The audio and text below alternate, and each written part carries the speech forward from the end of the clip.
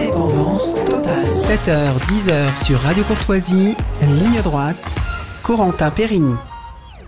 Et ce matin, nous sommes avec Didier Maisto. Bonjour Didier. Bonjour Corentin, bonjour à tous. Alors, vous êtes journaliste indépendant et nous sommes ce matin avec Marc Rameau. Bonjour Marc Rameau.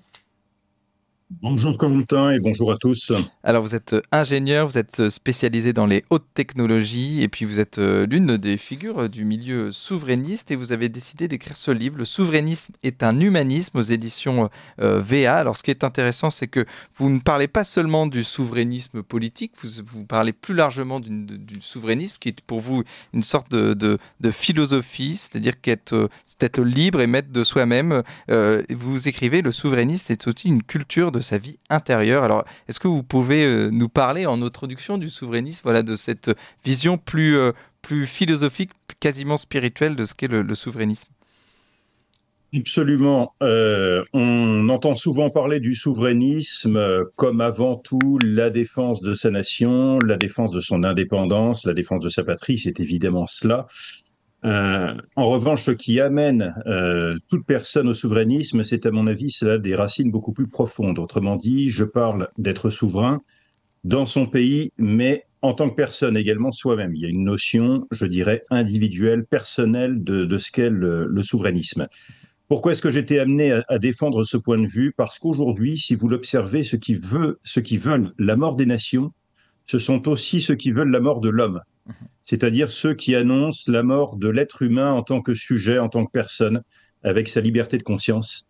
Ce sont les mêmes personnes qui nous disent les nations doivent disparaître, il faut un grand gouvernement mondial, et qui nous disent mais finalement le libre arbitre, la conscience, tout ça, ce sont de vieilles notions surannées, il faut aller les dépasser.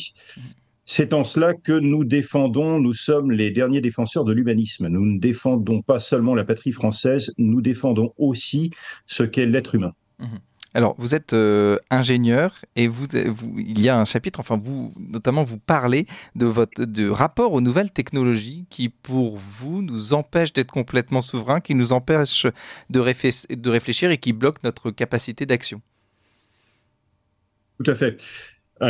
C'est une chose bien connue que l'abus des réseaux sociaux, des téléphones portables, il y a même eu des études à base d'images cérébrales tout à fait sérieuses, montrent que ça dégrade votre qualité cognitive. C'est-à-dire que vous devenez incapable de réfléchir sur le long terme, de mener une réflexion jusqu'au bout, si vous abusez de ces nouvelles technologies, et je suis un spécialiste des nouvelles technologies. À savoir que d'ailleurs, les grands patrons des GAFAM ou des sociétés de nouvelles technologies, quand ils ont des enfants, ce qui n'est pas toujours le cas, mais quand ils ont des enfants, assez souvent sont très stricts en termes d'éducation sur l'abus de ce genre de petits outils. Et ils les mettent assez souvent dans des établissements scolaires où, au contraire, on leur apprend à lire, à avoir une véritable culture des humanités. C'est tout de même très révélateur. Alors, nous sommes avec un autre souverainiste, Didier Maisto. Est-ce que vous vous avez lu évidemment Le souverainisme d'un humaniste de Marc Rameau. Qu'est-ce que vous avez envie de lui poser comme question aujourd'hui? Oui, déjà je trouve que c'est un livre très très intéressant dans la mesure où il embrasse toute la pensée souverainiste et effectivement le comportement souverainiste qui est à la fois, qui va puiser un peu dans toutes les thématiques, mais comme je le dis, c'est aussi un comportement, une réflexion, une philosophie, une façon d'être au monde. Et sur la question justement des nouvelles technologies, je voudrais l'avis de M. Rameau sur le fait que ces nouvelles technologies, outre les problèmes cognitifs importants qui sont désormais mis à jour par effectivement des études sérieuses, ces nouvelles technologies, par la numérisation de toutes nos vies, des services publics, en passant par notre vie quotidienne, dans tous les pans de notre vie, en fait, nous éloignent de notre souveraineté dans la mesure où on n'a plus affaire qu'à des machines, où on ne peut plus avoir un contact humain avec, je ne sais pas moi, un fonctionnaire des impôts ou d'EDF. Et ça, c'est un totalitarisme qui ne dit pas son nom et qui empêche les gens, les citoyens, de s'épanouir et de faire société. Je voudrais l'avis de M. Rameau sur le sujet, justement. L'un de mes grands amis, qui s'appelle Jean-Paul Houry, qui a déjà été d'ailleurs sur les ondes de Radio Courtoisie, appelle ça l'algorithmocratie, ce que vous décrivez, hein, Didier Maisto, qui est tout à fait juste. C'est-à-dire un totalitarisme du numérique. Le très grand danger de nous confier à des algorithmes, c'est qu'en fait, ça devient les PT 2.0 ou 3.0. Ça devient l'oracle de Delphes. On se confie effectivement à des intelligences numériques qui ne sont pas des intelligences. Je suis un spécialiste de l'intelligence artificielle et comme tous les vrais spécialistes de l'intelligence artificielle, je dis que l'intelligence artificielle n'existe pas. C'est-à-dire que ce ne sont ni des intelligences ni des consciences. Ce sont des outils extrêmement puissants, des outils statistiques extrêmement puissants, mais ils sont totalement dénués d'intelligence et de conscience. Or, on leur délègue de plus en plus des décisions cruciales. On connaît déjà les aberrations de Parcoursup. Peut-être que certains algorithmes sont particulièrement bien fichus et on peut toujours argumenter qu'ils peuvent prendre de meilleures décisions que la décision humaine. Sauf que quand il s'agit de la corriger, s'il y a une erreur, hein, vous connaissez le film Brasil, s'il y a une imperfection il faut à ce moment-là revenir au jugement humain, à la remise en contexte. Et de plus en plus, c'est impossible. C'est-à-dire qu'effectivement, aujourd'hui, vous tombez sur des portails, sur des sites web, il devient impossible d'avoir un interlocuteur humain, qu'il s'agisse de votre contrôleur des impôts, qu'il s'agisse de votre parcours éducatif. Ça, c'est effectivement un très, très grand danger. Vous voyez de toute façon jusqu'où ça peut dériver. Ça va être le crédit social à la chinoise. On en a il ne faut pas croire que parce que c'est en Chine, ça n'arrivera jamais chez nous. Le pass sanitaire, ça a été déjà évidemment un premier pas et un premier pied dans ce genre de totalitarisme numérique. Vous voulez rebondir là-dessus, Didier Maisto ? Oui, alors justement, vous abordez cette question de la crise sanitaire. Je vous cite la plupart des dirigeants politiques faisant la découverte qui n'était pas du tout équivalent de maîtriser de A à Z la chaîne de production et l'intelligence de conception d'un produit stratégique ou d'en sous-traiter la maîtrise à l'étranger. Alors là, on a touché du doigt, avec cette crise sanitaire, le fait qu'on n'était plus du tout souverain en matière de traitement, de médicaments, et dans l'urgence, avec des discours fallacieux. Emmanuel Macron tente de relancer l'idée de souveraineté, mais rapidement, il rajoute un épithète européenne.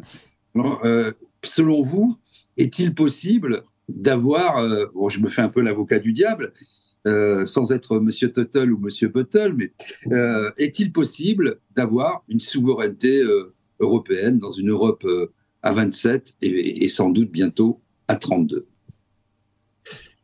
Bien évidemment non, c'est-à-dire que on se méprend toujours sur ce que nécessite la cohérence en termes d'action et de décision d'une véritable nation.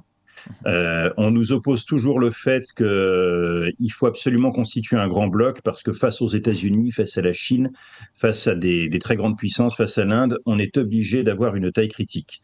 Donc je dément complètement cet argument. Il y a des tas de pays qui ont une taille moyenne qui s'en sortent très bien, beaucoup mieux, alors que l'Union européenne représente un obstacle, une entrave. Soit vous êtes l'un de ces grands blocs, mais je le signale, historiquement, la constitution de tous ces grands blocs se sont payés du prix du sang. Si vous regardez l'histoire des États-Unis, de la Chine, de la Russie, ils ne se sont constitués qu'en très grandes nations qu'au prix du sang, parce qu'à un moment donné, historiquement, vous rencontrez des dissensions telles que ça aboutit à des guerres. Ça va être les royaumes combattants en Chine, ça va être la guerre de sécession aux États-Unis. Historiquement, le seul moment où l'Europe avait une cohésion et une puissance de décision et une cohérence de décision et d'action, ça a été lors du Troisième Reich. Je pense que c'est pas véritablement souhaitable. Donc, soit effectivement vous avez une Europe totalement fédérale et finalement le seul cas d'une Europe unie, ça a été celui que je cite historiquement, soit vous respectez la souveraineté des nations et vous considérez qu'effectivement l'affrontement des excellences de ces nations est beaucoup plus souhaitable qu'une union qui est décidée par des technocrates surpayés, la plupart du temps incompétents et assez souvent corrompus. Justement, puisque lors de la crise sanitaire, on a toujours eu un temps de retard, toujours. On est au cœur du sujet, justement, parce que on se souvient tous de 2005, du référendum qui a été foulé aux pieds par Nicolas Sarkozy et consorts, mais aussi par les députés et sénateurs qui ont trahi le vote. C'est pas que Nicolas Sarkozy. Et vous écrivez que, par exemple, les souverainistes se distinguent des progressistes, que vous mettrez entre guillemets, non seulement par ce clivage politique, mais par une supériorité en termes de réflexion, de refus du simplisme, d'étendue de leur culture dans les humanités. Et vous ajoutez que la nouvelle élite souverainiste développe consciemment ou inconsciemment une philosophie de l'existence touchant à tous les domaines, historique, identité d'une nation, libre arbitre de l'homme, de la place dans la société.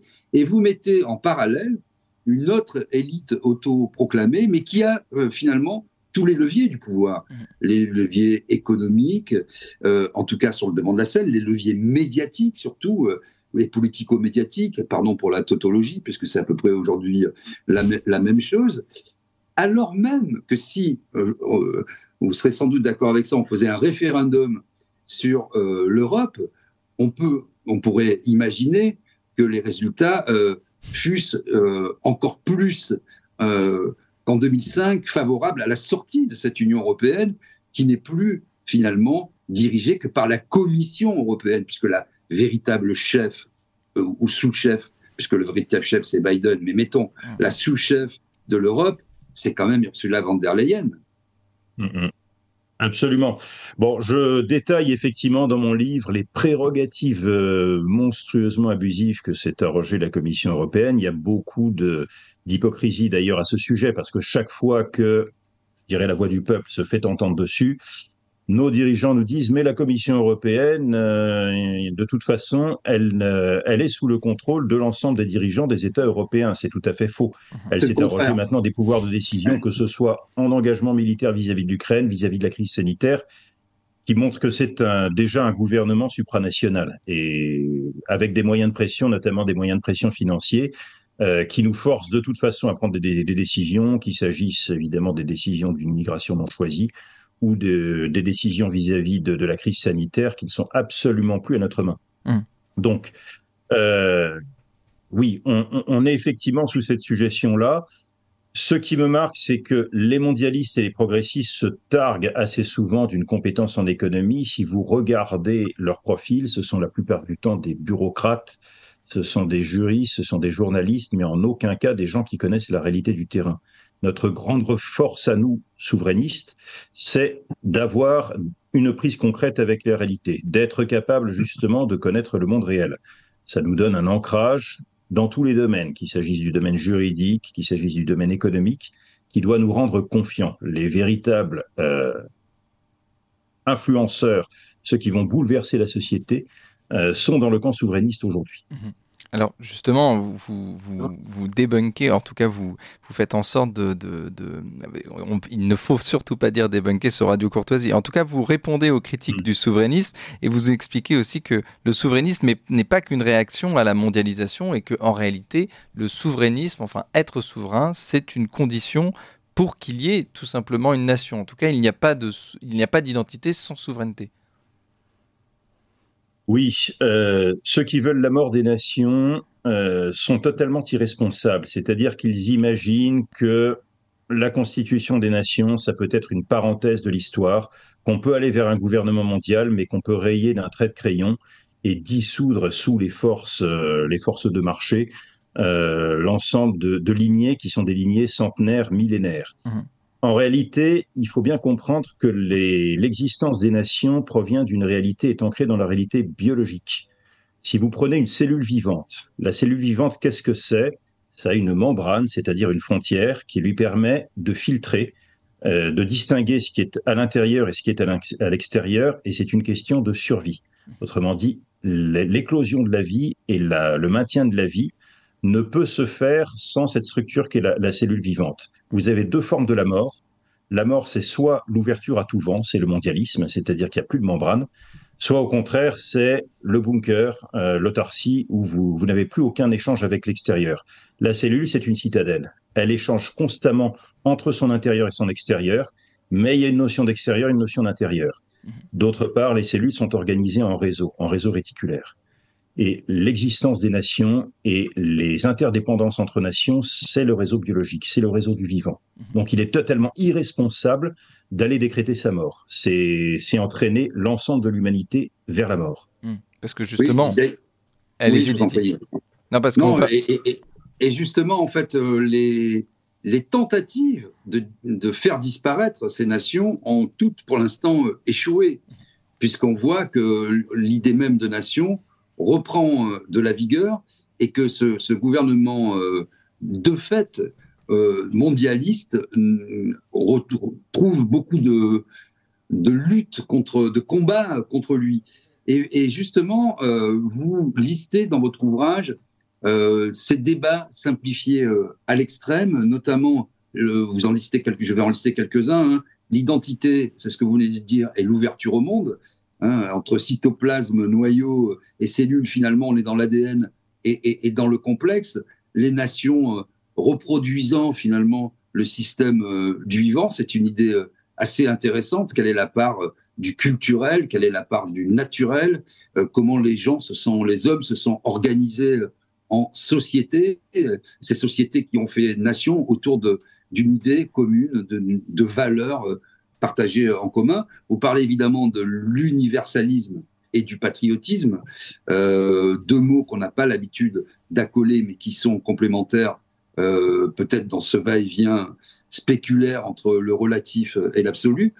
Dans la même veine, le libre-échange et le protectionnisme en matière économique, et enfin, une espèce d'ordre naturel ou de construction culturelle.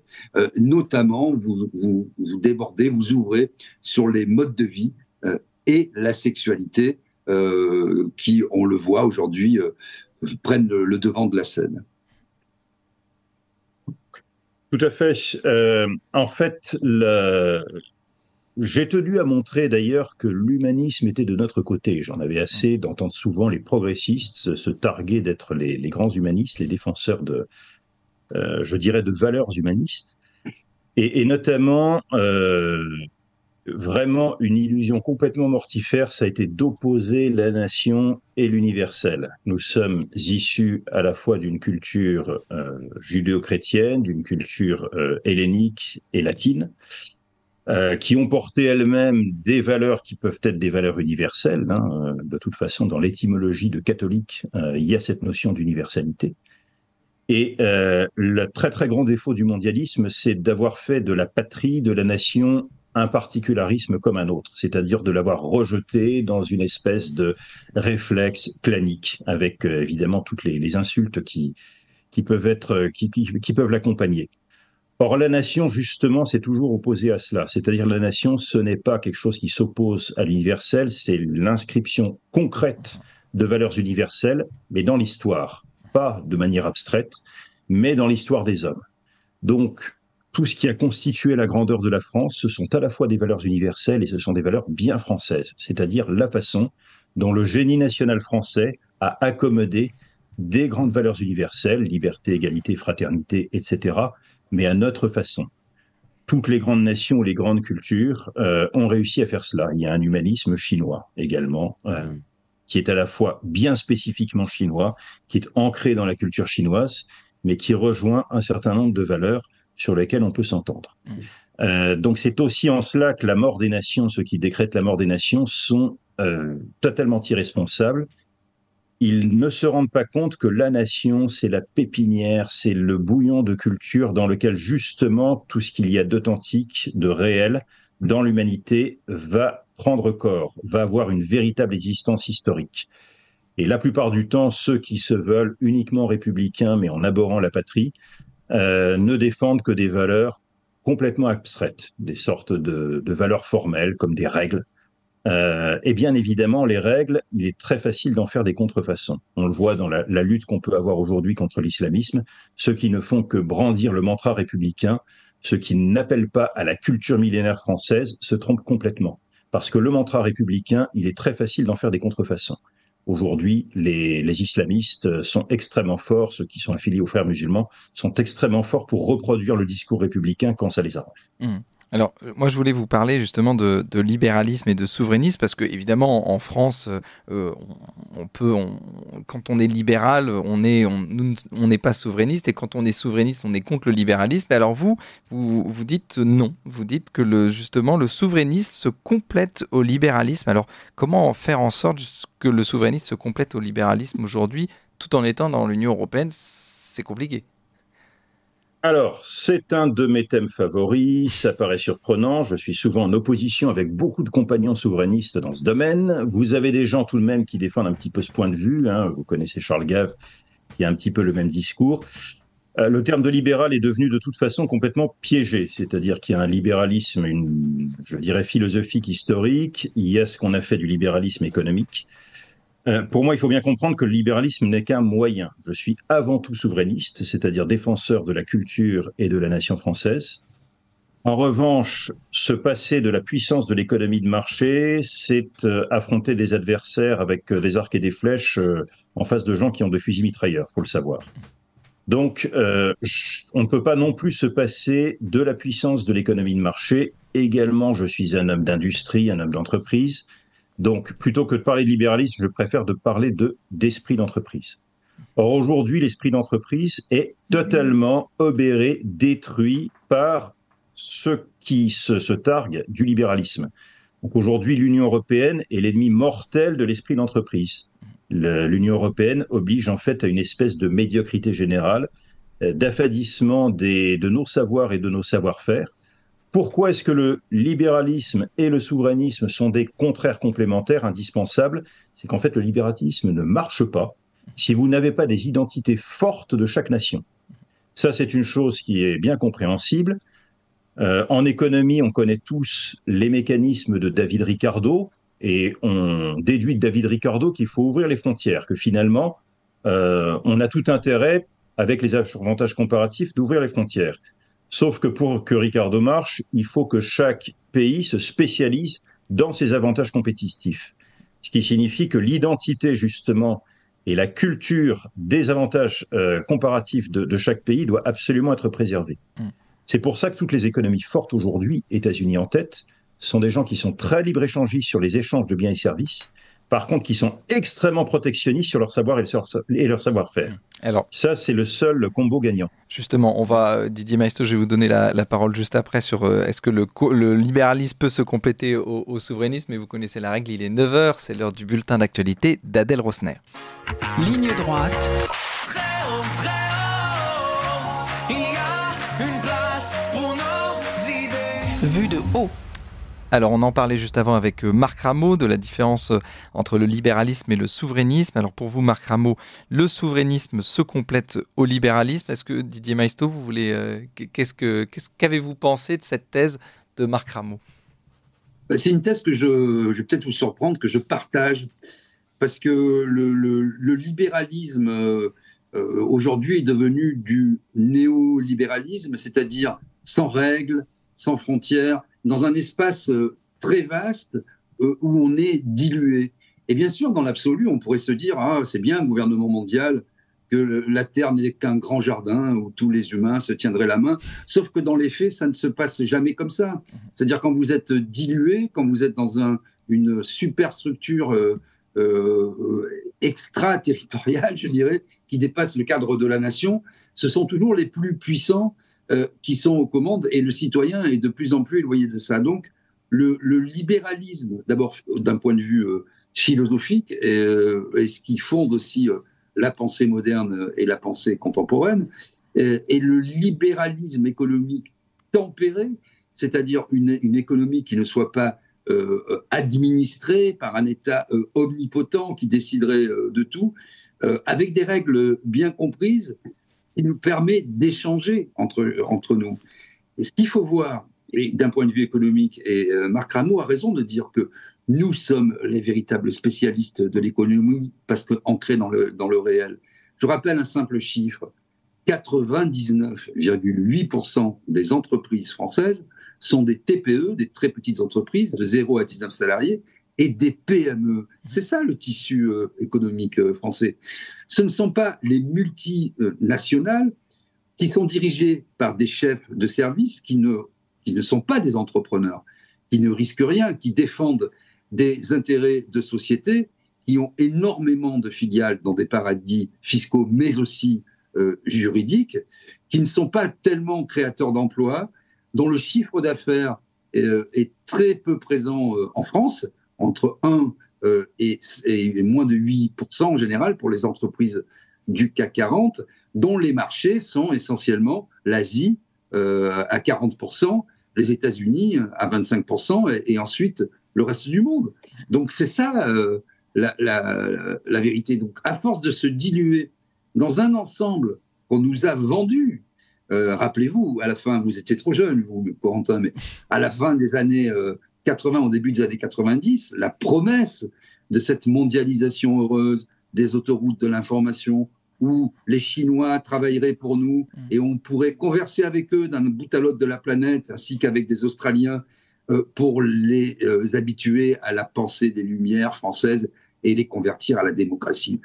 Quelques années plus tard, 3 décennies plus tard, 4 décennies plus tard, il faut faire le bilan de tout ça. Les Chinois sont devenus l'usine du monde. Eux, ils ont effectivement su allier un communisme très fort avec un libéralisme pour le moins agressif. Et nous, on est là à défendre la queue des pingouins en Patagonie, l'oscillation de la queue des vaches et une espèce de délire identitaire, sapio-sexuel, je ne sais quoi, qui ne concerne pas du tout la vie quotidienne des Français. Donc on s'est dilué et petit à petit, je pense que les gens ont conscience de ça.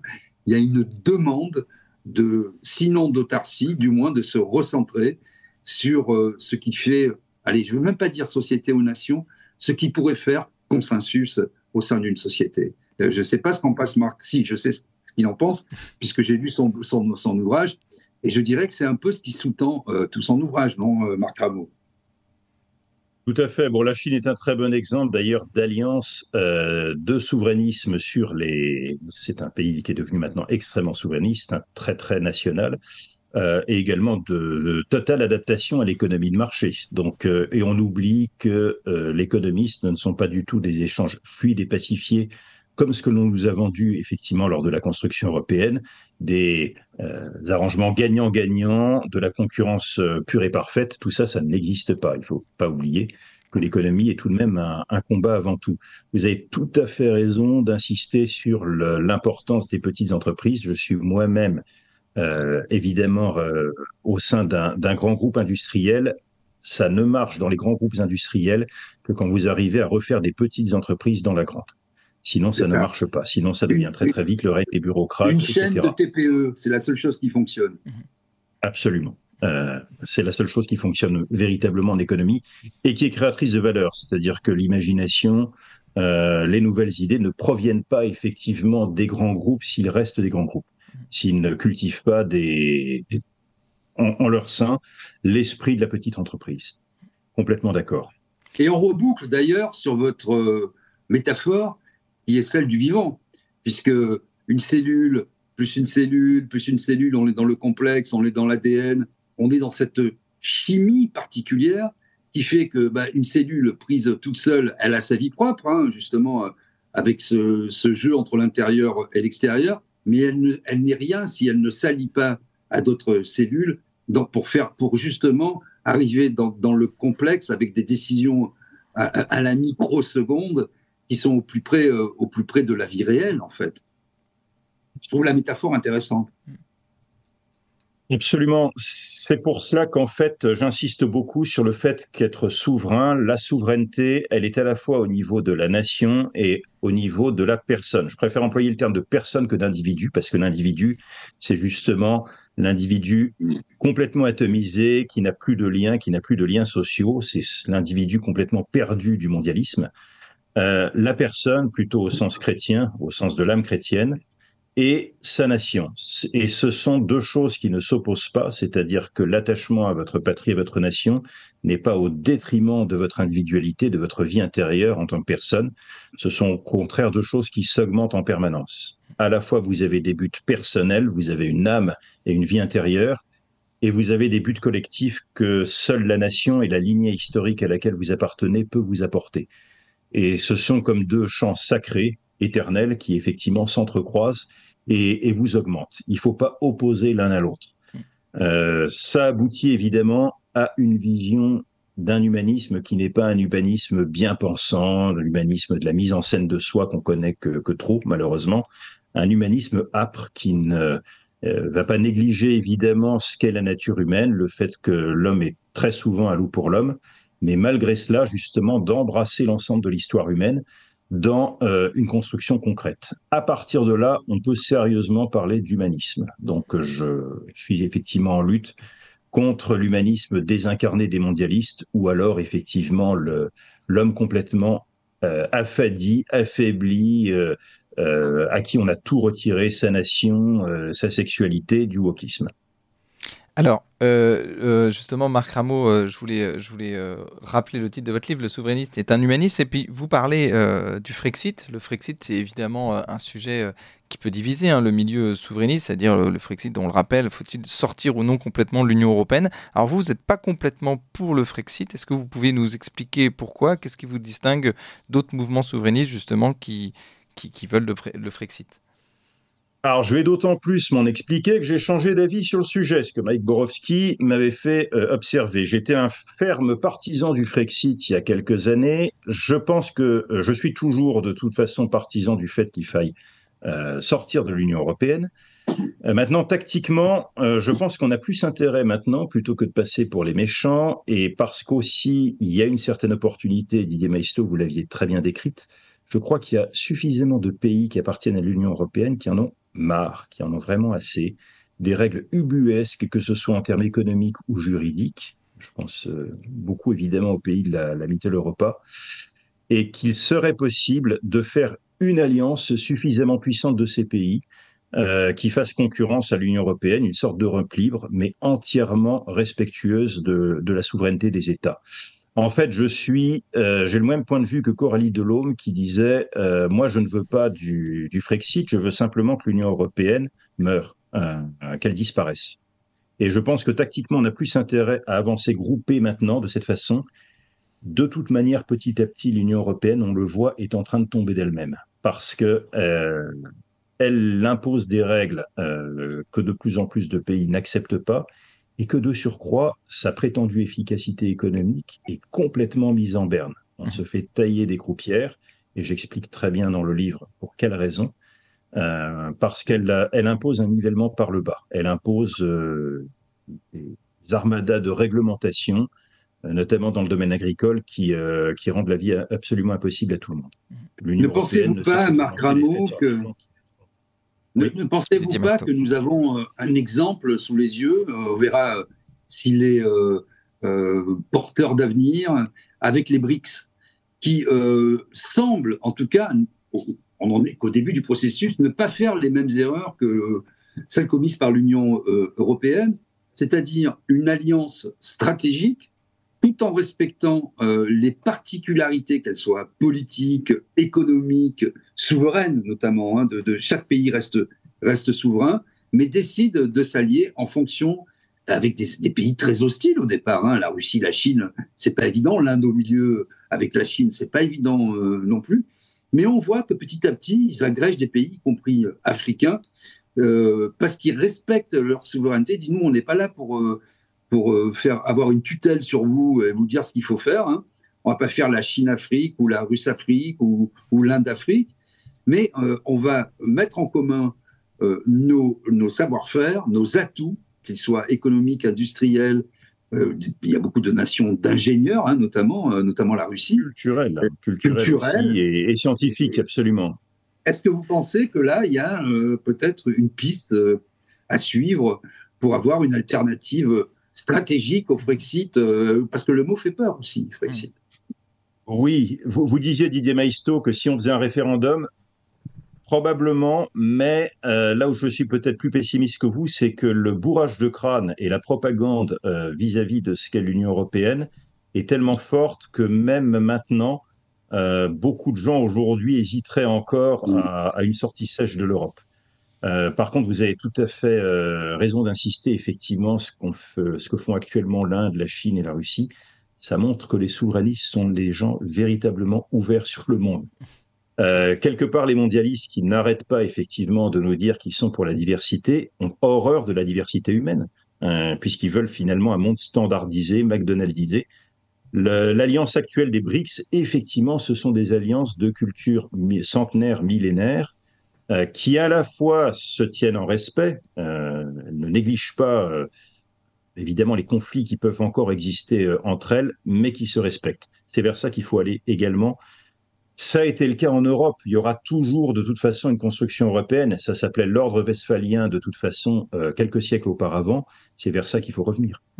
Alors, une dernière question, Marc Rameau, je rappelle le titre de votre livre, Le souverainisme est un humanisme. Une dernière question concernant Emmanuel Macron. Didier Maistre en a déjà parlé, et notamment de la souveraineté européenne qui paraît difficile, notamment dans l'esprit d'Emmanuel Macron. Est-ce qu'on peut dire qu'Emmanuel Macron, aujourd'hui, c'est l'ennemi numéro 1 du souverainisme en France ? Oui, parce que ce qu'il y a de pire finalement chez Emmanuel Macron, ce n'est pas qu'il ait un engagement qui soit contre nous, c'est qu'il n'a aucun engagement. Et c'est ça l'énorme force mortifère et aspirante des européistes, c'est que quelque part ils prétendent défendre des engagements, ce sont des engagements de papier. Emmanuel Macron, il n'arrête pas de toute façon de changer d'avis en fonction des opportunités. Il nous dit qu'il est européen, mais il ne croit ni à la culture française, ni à la culture européenne. Il ne défend finalement qu'une construction complètement artificielle. Donc oui, c'est un extrême danger. Et il est l'archétype justement de ce qu'est un mondialiste, c'est-à-dire quelqu'un qui reste toujours en superficie, qui n'approfondit rien. Quelque part, c'est quelqu'un effectivement qui s'est construit entièrement sur du vide. Et c'est ce vide qui est en train de nous aspirer. Merci à tous les deux. Merci Didier Maistre. Je rappelle que vous êtes journaliste indépendant. Et puis merci Marc Rameau. Je rappelle que vous êtes ingénieur. Vous êtes spécialisé dans les hautes technologies. Et puis je rappelle encore le titre de votre livre, Le souverainisme est un humanisme, aux éditions VA. Voilà, un livre indispensable pour comprendre plus que le souverainisme politique, voilà, le souverainisme philosophique. Voilà, comment être souverain tous les jours. Merci à tous les deux.